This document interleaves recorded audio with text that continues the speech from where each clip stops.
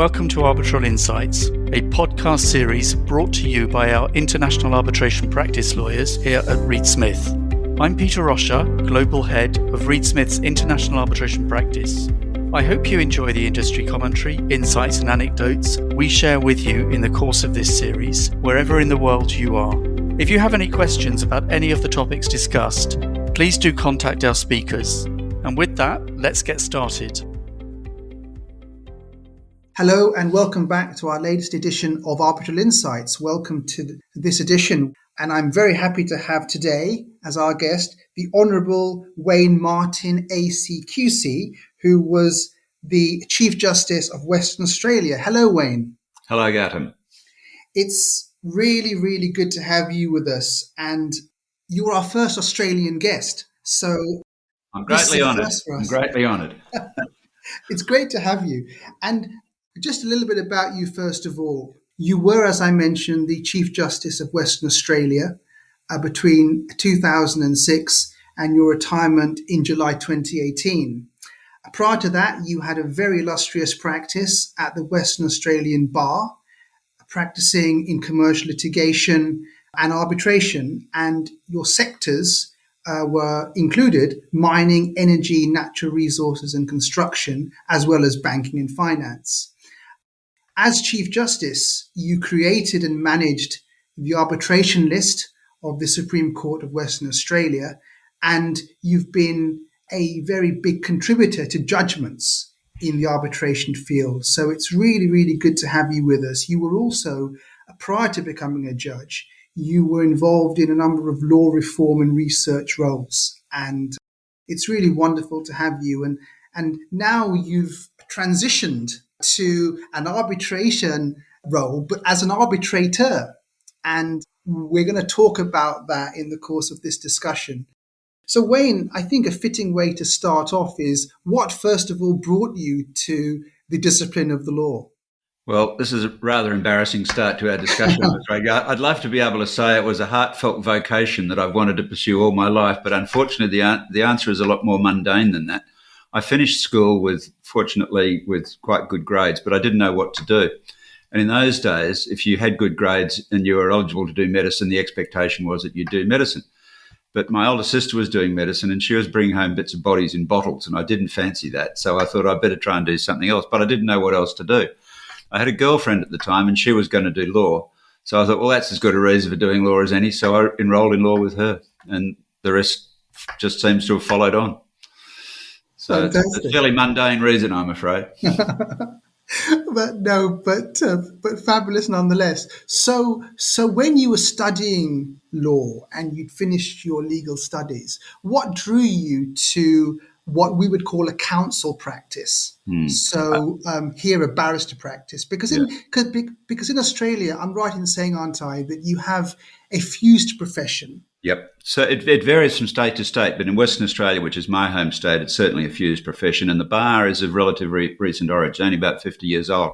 But I'd always been interested in the advocacy side of it ever since watching television dramas as a kid, and I'd done a lot of debating at school, and my nickname at school, unfortunately, was Jibber, which tells you a bit about how much I like to talk. And so advocacy seemed a fairly obvious role.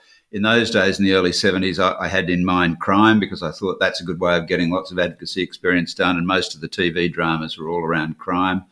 So I did showed great interest in crime, and I came to London, did a master's degree at King's College with a few criminal subjects. But then, unfortunately, when I went into that area of practice, I discovered that, unfortunately, most of your clients are criminals. And so they weren't the nicest people to work with. And there can be a certain sameness about criminal cases, whereas commercial cases have a lot more variety and complexity.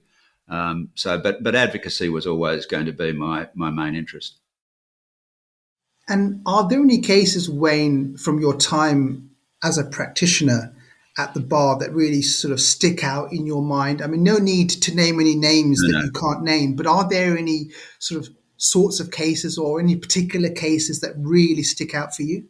Oh, look, there was one that was quite interesting about, and it's all public domain stuff, so I can talk about it. It was about a big drilling platform that was to be installed in the gas field off the northwest shelf of Western Australia, and it was a massive one of these platforms that sinks into the seabed. They constructed it in Indonesia, towed it out to where it was going to be installed. And then the way they install these things is they tow them out sideways with the legs up sideways, and then they invert them and they sink them, and they have to sink them so that the legs sink into the seabed and anchor the thing effectively in the seabed. So the rate at which it sinks into the seabed is critical. And if it goes too fast, the legs will buckle, and you can't put the struts that go down through the legs to really anchor in the seabed. You can't get them down.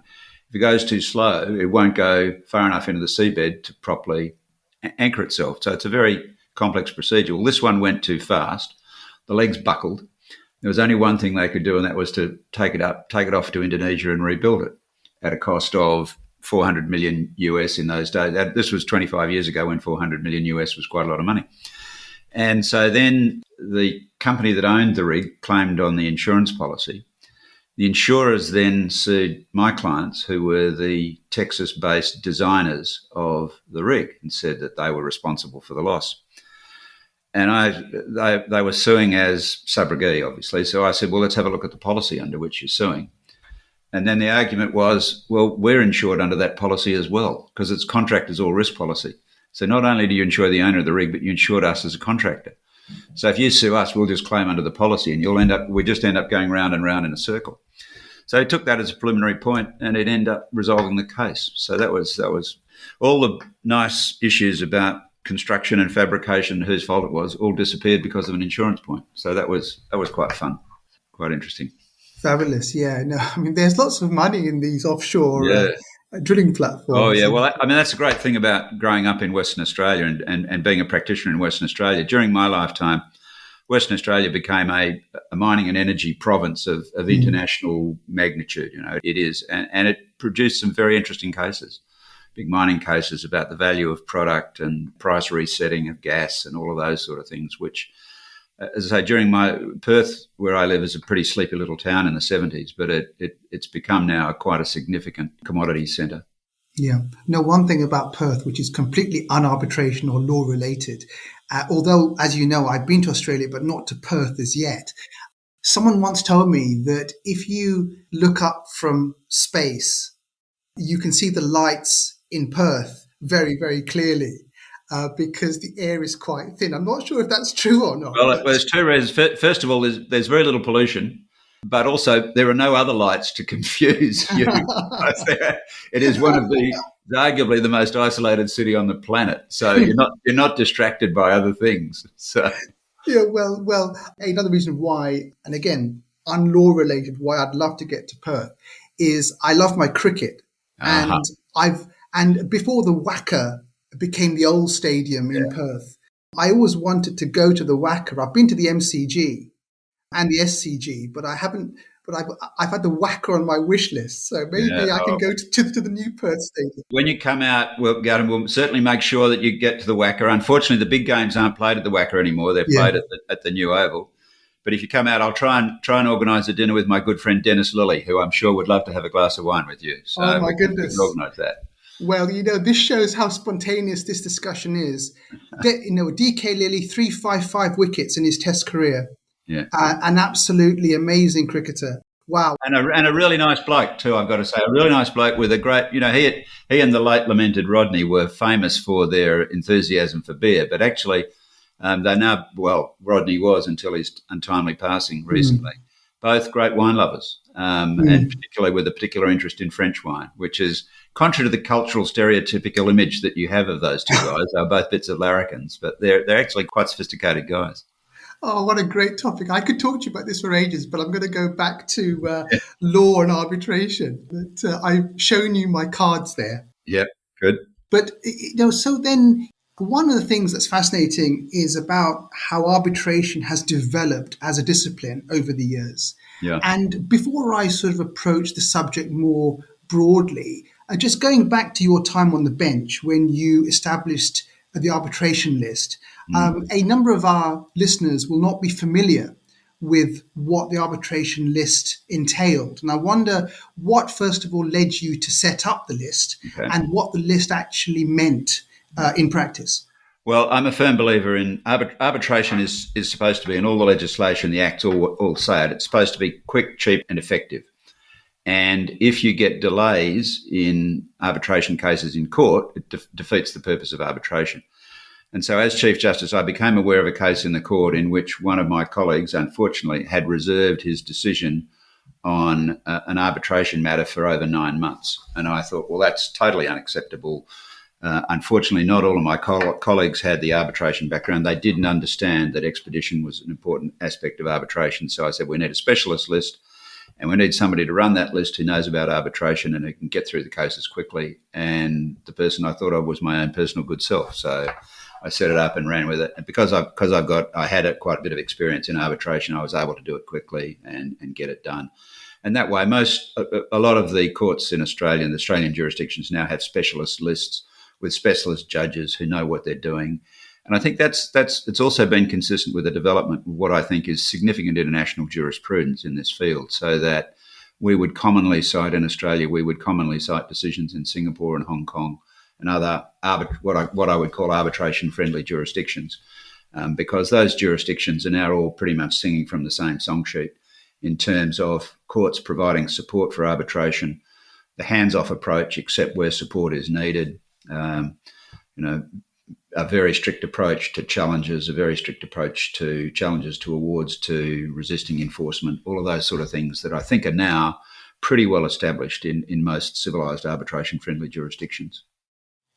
Very interesting. So that list, the arbitration list that you mentioned that you set up as Chief Justice, and which in many ways has rolled out to other parts of the country as well, is I think quite similar to how our commercial court deals with things. Yeah. Where we have specialist judges who practiced in the field when they were at the bar, who deal with those sorts of applications and ensure they get dealt with swiftly. I think it goes a bit deeper than that, in the sense that one of the things I did as Chief Justice was, I've been an advocate of change for a while, and, I was on the Law Reform Commission for a while, and we made significant changes to the procedures of the court when I was Chief Justice. And I borrowed heavily on my arbitration experience in making those changes. And I think also, if you go back historically, the big procedural changes for courts were modelled on the Wolf reforms of the late 90s, a lot of which borrowed heavily on arbitration practice and were focused on the idea that there's a tailor-made solution, a bespoke solution for each case, rather than under the old rules in the White Book. Every case, you start the case, you issue a writ, you then do a statement of claim, you then do that. And so it was a bespoke solution that fit the circumstances of the case. I think what's happened, though, is that the courts have borrowed from arbitration practice, flexibility, efficiency, getting on with it, identifying the substantive issues early and dealing with those issues. That has now become mainstream practice in most of the courts, to the point where the courts are actually doing it, I think, in some instances, more effectively than arbitral tribunals are. It varies, of course, from tribunal to tribunal. But the courts have got a big advantage in the sense that they can make coercive orders, and you can issue sanctions for non-compliance, ultimately up to default judgment, which is not an option that arbitral tribunals have. So I think what's happened is that, the courts have, to an extent, caught up with arbitration and indeed overtaken arbitration to some extent in terms of expedition and flexibility. And now I think the shoe's on the other foot. Arbitration has to look to its laurels and try and make sure that it is competitive with contemporary litigation. You've read my mind, Wayne, because that's one of the things I want to come back to. Sure. In the subject matter of how do we improve arbitration? Because Yep. What you've put your finger on there is a really critical point, which so many of us think is really critical. But I'll come back to that in a minute. Sure. So I think it's fair to say that, again, for our listeners who aren't familiar with the system in Australia, that Australia is what we would call a pro-arbitration jurisdiction, where the courts do not needlessly interfere in arbitration.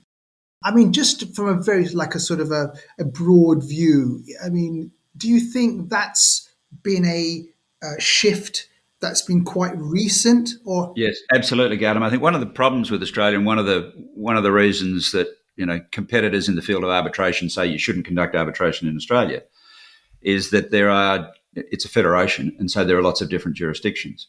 And so there are 8 Supreme Courts of the 6 states and territories, and there's a federal court. So there's 9 different jurisdictions. And so critics would say, don't go to Australia because you never know what's going to happen depending on where your seat is. That so uniformity was essential if we were to be competitive internationally, and uniformity has been achieved because the legislation, the governing legislation in all those jurisdictions is now a uniform piece of legislation, and the courts. There was one jurisdiction who was a bit slow to join the party. At the risk of losing friends in Queensland, it was the state of Queensland was a bit late coming to the party, but they got there eventually. And so the courts and all the states and federal, state and territory Supreme Courts and the federal court are all uniformly hands-off, supportive of arbitration, consistently with, as I say, the cases in Singapore and Hong Kong, which we read quite a lot, read and cite quite a lot. And that, but it has, I would say, if I had to time the introduction of that trend, I'd say it was probably about 20 years ago. Mm-hmm. But it's well established now. Yeah, that's really interesting because that time frame is not dissimilar from the experience here in England. Because, as you know, we had a big reform of our arbitration law in 1996. Yeah, which really, in many ways, overhauled the whole sort of policy and outlook towards how the courts approached arbitration. So, very, very interesting. So, now looking at since you've stepped down from the bench, which is approaching 4 years this summer, and your new life as an arbitrator, tell us a little bit about how, and this may sound obvious, but how sitting and thinking as an arbitrator differs and asks different things of you from what you did as a judge. Yeah. Well, I think the first thing, perhaps starting in the sequence of the arbitration, the procedural management is a different style of approach in the sense that you've got to encourage rather than coerce. And so you've got to effectively coercion doesn't work in arbitration because if you set unrealistic time limits and they're not met, then, what do? You hold your breath until you go blue in the face. There's nothing much you can do about it. So you've got to encourage rather than coerce. The other interesting difference is that, of course, in a multi-member tribunal, the case is being managed by 3 people rather than 1. And in a court, it's always managed by 1. So you don't have to consult or confer with anybody in relation to procedural management. But you get the hang of that pretty quickly. And then in terms of the hearing itself, I think the innovations of the hearing, the regular use of the electronic hearing book now is well established in arbitration, whereas courts haven't been quite as enthusiastic as embracing that model. And the chess clock system of making sure that people run on time. Those I think are all very good additions. One of the things that the bane of, I think, every arbitrator's life is the ubiquitous Redfern schedule. I think if we could find a way of doing away with that, life would be a lot easier. Although I prefer Stern schedules, which is much of the same, but it just runs a different way down the page. But the problems are exactly the same with either of them. But it is interesting. And, of course, one of the problems in my 4 years on the International Arbitration Circuit is that for 2 of those years, I've been basically marooned in Western Australia and unable to travel. But it hasn't been a huge problem because, of course, the world has turned virtual over those 2 years anyway. And so it doesn't really matter where one has been for the last 2 years because most of the hearings have been virtual in any case. Yeah, that's very true. The world has turned upside down and we've all sort of, doing things differently now, especially virtual hearings. But it must be quite tricky sometimes because if you're sitting with 2 other arbitrators in different jurisdictions, time zones must play havoc. Have they caused you any havoc in the last couple of years? I'm very fortunate, Gavin, because I'm in Perth. I'm usually in the middle of the spread. So the spread might run from, say, Europe through to the east coast of Australia, and that's fine because I'm in the middle of it. So I get the best deal. The guy in Europe usually has to get up very early. Guy or girl in Europe has to get up very early in the morning. And it gets on the east coast of Australia, it can be quite late at night by the time we're finished. Where you get chaos, of course, is if you've got somebody in North America, and that it's very hard to match North America and Australia in the same time zones. But from Europe through to Asia, it works pretty well. So that if people in Europe are prepared to start at say 7 a.m., it works fine. And what's your sense as to? Fingers crossed, we're moving out of the pandemic now, and thank goodness for that. But do you think remote hearings are largely here to stay and that in-person hearings are going to be the exception rather than the rule? I think certainly in-person hearings for procedural hearings, jurisdictional arguments, I think they're gone. I think it would be crazy to assemble, even if it's a hearing of 2 or 3 days. If there aren't any witnesses, there's, I think, absolutely no justification for an in-person hearing. And I think even with some in-person, witness-based hearings, there will be a preference for virtual hearing. I had one first procedural hearing last week where the party made clear that whatever the position was in relation to the pandemic, they wanted a virtual hearing. But I think in other cases there will be a tendency to go back to the evidentiary hearing being in person where possible. I think just because people are used to that, yet they like the witnesses to be present.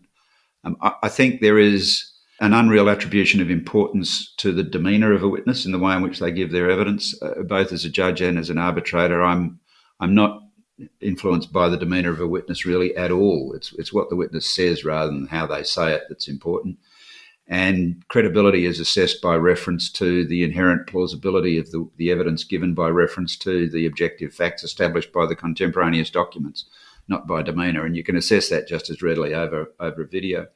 And the other issue, of course, is that, particularly in international arbitration, demeanour is a very unreliable. At best, it's an unreliable guide to credibility, but it's very dangerous in an international environment because, of course, demeanour is so culturally determined, and so you can make mistakes by applying your own assumptions drawn from your own culture to the way in which somebody from another culture expresses them and conducts themselves. So it can be absolutely dangerous. So, I think there will be a mix. I think there'll be a series of hybrid hearings. The hearing I'm doing here next week will be a hybrid. There'll be some witnesses appearing by video and some in person, and I think that's the model that we'll see. And there's nothing new to me about that because my own state of Western Australia, it's a vast area. It's a third of a continent, very sparsely populated. We've been using video witnessing for 25, 30 years just because of the difficulties of transport. So, I'm quite familiar with it. I'm very comfortable with it. One of the things I do miss, though, with the virtual hearing is the conferral amongst the three arbitrators. I think that the opportunity to confer during the coffee break, the lunch break, and perhaps have a meal during the week, you get a much better feel for how your colleagues are thinking about the case when you do that than video. So that's one of the disadvantages, I think. No, that's very interesting, and also the point you make about Western Australia and about the experience of doing things virtually. Yeah, it's a huge state. I mean, it probably encompasses lots and lots and lots of countries in other parts of the world. It's about 6.5 times the size of France. Wow. So that does give us a feel for why virtual hearings in Western Australia were so apt. So, one thing that always fascinates me is that now, you've had, on any estimation, an incredibly illustrious career, and as a counsel, as a judge, now as an arbitrator, and you inspire many people. Who inspired you when you were building your practice? Look, I was very fortunate to have a number of mentors in my firm. I practiced as a solicitor in the fuse profession for 7 or 8 years before going to the bar. And one of the partners in that firm, a guy called McFarlane, was really good to me, and I learned a lot from him about how to conduct yourselves. And then when I went to the bar, or even as a solicitor, I was fortunate to work with some really, really good senior counsel. Murray Gleeson, Chief Justice of Australia, one of the best counsel I have ever seen, just a brilliant lawyer and a really nice bloke. David Malcolm, who was my predecessor as Chief Justice of Western Australia, another outstanding lawyer, was very good to me. And another guy from the Sydney bar called Dick Conti, who was a silk that I worked with a lot. And you work with good people, you learn a lot just from watching how they do things.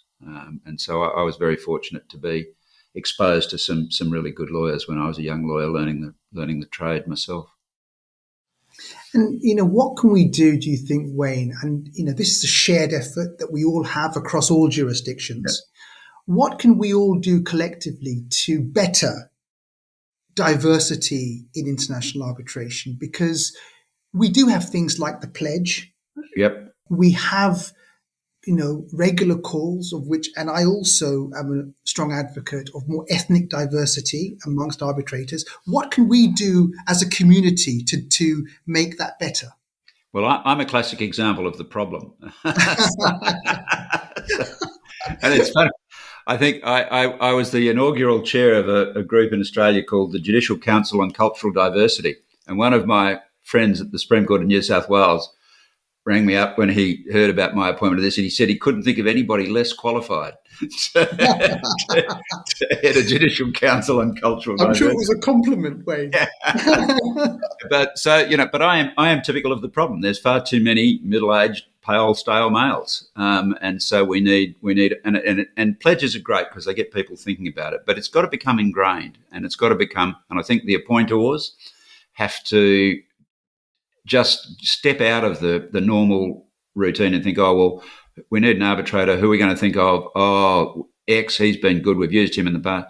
You've just got to, apply your mind to and try and think, well, we do need diversity, and we need diversity in this profession. It's international arbitration is the key to it. So we need cultural diversity, we need gender diversity, and we need age diversity as well. There's, as I say, there's too many old blokes like me rattling around the tracks.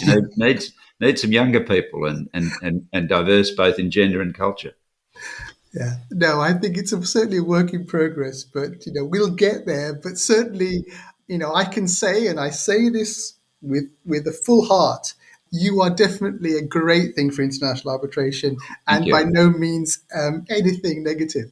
So, just before we sort of round up on some more light-hearted chat, which I always like to end up on, I just want to return to a theme that we briefly touched on a bit earlier, which is about how we improve arbitration. Because you've mentioned very helpfully in the context of the arbitration list, the importance of speed, the importance of efficiency. But you touched upon a really important point earlier, which so many of us and our clients regularly say, that arbitration has become really long-winded, it's become cumbersome, far too expensive, we wait far too long for awards, and that sort of thing. And there are things that can be improved. So, for example, you touched upon coercive orders and the fact that in arbitration, you just can't do that really, but you can do it as a judge. So I wonder if you could share some thoughts about how we can improve the process. Yeah, look, I think you're exactly right. Certainly the feedback I hear from lawyers and from clients is that arbitration has become very slow and expensive. And I see people are voting with their feet. They're looking at other alternatives. And certainly during COVID, there was, out in Australia where I am, there was a lot more experimentation with different models, so that I did a number of expert determinations. They call them expert determinations. Really, they're quick and dirty arbitrations on the papers is really what they are. And that's, again, people want certainty and they want expedition, and they're prepared to sacrifice quality in order to achieve those objectives. So I think we've got to, as arbitrators and as arbitration community, we've got to accept that that's what people want and say, well, in the spectrum between absolute quality of investigating every issue, chasing every rabbit down every burrow, massive amounts of disclosure of documents, witnesses coming out of here, there and everywhere, taking years, costing millions and millions of pounds or dollars. Is that what the market really wants? Or is the market more interested in a compromise in terms of trading off some of the excellence for speed and efficiency? And the analogy I used to use when I was a judge to say was, we've got, looking at the justice system, we've got a terrific justice system. It's the Rolls-Royce of justice systems. It's really, really good. If you want to find out what actually happened, the remedies are there, the systems are there through disclosure and interrogatories and all of that. And it's a bit like a Rolls-Royce, but the trouble is if you can't afford to put the petrol in the Rolls-Royce, or you can admire it, you can sit in it, you can polish it, you can boast about it, but it's not actually achieving its role of taking you from somewhere to somewhere else. So maybe we're better off with a more economical vehicle that will afford to put the petrol in and take us from one place to the other. And I think that's what we need with arbitration. We need to be a bit more innovative about cutting some time out of it. I think we've also got to, as arbitrators, we've got to be more robust. I think there's this phenomenon that everybody talks about, due process paranoia. I think it might be more imaginary than real, but I think it does exist. So that certainly I don't feel, as an arbitrator, I don't feel I have the same capacity to make, quite dramatic procedural orders as I did when I'm a judge. But maybe that's where we need to get back to. We need to get back to sort of more interventionist tribunals. people are nervous about awards being set aside because of denial of procedural fairness or due process. It almost never happens in arbitrator. Depends on where you're going to enforce, but in arbitrator-friendly jurisdictions, I'm not aware of any case in which an award has been set aside on the basis of procedural orders. So, I think we've just got to be a bit more robust and bring them. But you can't do it coercively. You've got to, as I said earlier, you've got to encourage, you've got to persuade, you've got to bring people along with you and explain to them why it is in everybody's best interests to adopt this particular procedure. Very, very interesting. Thank you, Wayne. Just a few things to round up because, I could literally go on for a long, long more time with you, and I'm mindful of your time as well. Well, I'm enjoying our chat too, Gavin. No, well, I mean, I could talk to you for another half hour on cricket, but I'm not going to do that. But, as much as I'm tempted to. Although, please don't mention the Ashes to me, please. No. But just looking at sort of a bit more lighthearted things, you live in a wonderful country, Australia, and and fingers crossed, we're getting out of the pandemic more fully pretty soon. Is there one place that you've not been to that you'd really love to travel to? Yeah, I had a trip to amongst the trips that got cancelled because of was a trip to the Galapagos, and I'd really love to go there. I was loving to do that. So we're combining trip with that to the Amazon rainforest as well. So they're two things I really want to do. And so we'll try and get them back on the agenda if we can. So, and then is there any particular film that is your absolute, if ever you had a chance to sit back and just put on a film, what's your favourite film? This is going to sound terribly cliched for a lawyer, I'm afraid, Gautam, but To Kill a Mockingbird was one of my inspirations about going into the law back in the early days. That great film with Gregory Peck and the racial division in the southern town and the lawyer doing the right thing because it had to be done. That was just a great movie. Very, very well done, I thought. So that's one of my favourites. And I make my children watch it because some of my children are doing law too. I said, so this is the sort of lawyer I want you to be. So that's well, it's great. Well, it's a great learning ground, isn't it? Because, some of those principles there about, fighting for your client, having integrity, taking all the key points, not giving up, are what that film has certainly taught so many of us. Yeah, no, it's a great movie. It's a classic, and I just hope they don't remake it, because one of the problems with some of these classic films is they get remade, and they're never the same. No. Same with 12 Angry Men was another one. The first one was, I think they've done that a couple of times now. That was just the first time they did that was great. An interesting insight into jury systems, which not very encouraging. But anyway. Yeah, wow, it's incredible, isn't it? Yeah. My last question to you is this. You come from the great city of Perth in Western Australia. Is there any other city in Australia that you really, really enjoy visiting? Yeah, I mean, Sydney is a lovely city. I lived in Sydney for 18 months. I wouldn't live there now. I've got a daughter who lives there, but I love visiting Sydney. It is one of the most beautiful cities in the world. It is a very attractive city. It's a buzz. So I love visiting there. Thank you very much, Wayne. Well, it's been an absolute pleasure to speak to you today. Thank you so much for taking the time. Absolute pleasure, Gavin. And I look forward to showing you around Perth when you come out. I can't wait. I've got to tell you, I can't wait, Wayne, because I love Australia. Not been to Perth, as you know. I only know of 3 places in Western Australia: Perth, Broome, and McLaren Vale. No, McLaren Vale's in South Australia. Margaret River. Oh, Margaret River. I'm sorry. Margaret River. And that just shows. And I've got a beach house down there, Gautam. So you'll come down and stay with me, and we'll go to the wineries. Oh, this is even more tempting. But no. But it's been wonderful, and thank you ever so much. And I hope everything goes well for you on this trip. Thank you very much. Very nice to talk to you. Thank you. Right. Thank you very much. Arbitral Insights is a Reed Smith production. Our producer is Ali McCardle. For more information about Reed Smith's global international arbitration practice, email arbitralinsights@reedsmith.com. To learn about the Reed Smith Arbitration Pricing Calculator, a first-of-its-kind mobile app that forecasts the costs of arbitration around the world, search Arbitration Pricing Calculator on reedsmith.com or download for free through the Apple and Google Play app stores. You can find our podcast on Spotify, Apple, Google Play, Stitcher, reedsmith.com, and our social media accounts at ReedSmith LLP on LinkedIn, Facebook, and Twitter. This podcast is provided for educational purposes. It does not constitute legal advice and is not intended to establish an attorney-client relationship, nor is it intended to suggest or establish standards of care applicable to particular lawyers in any given situation. Prior results do not guarantee a similar outcome. Any views, opinions, or comments made by any external guest speaker are not to be attributed to ReedSmith LLP or its individual lawyers. All rights reserved.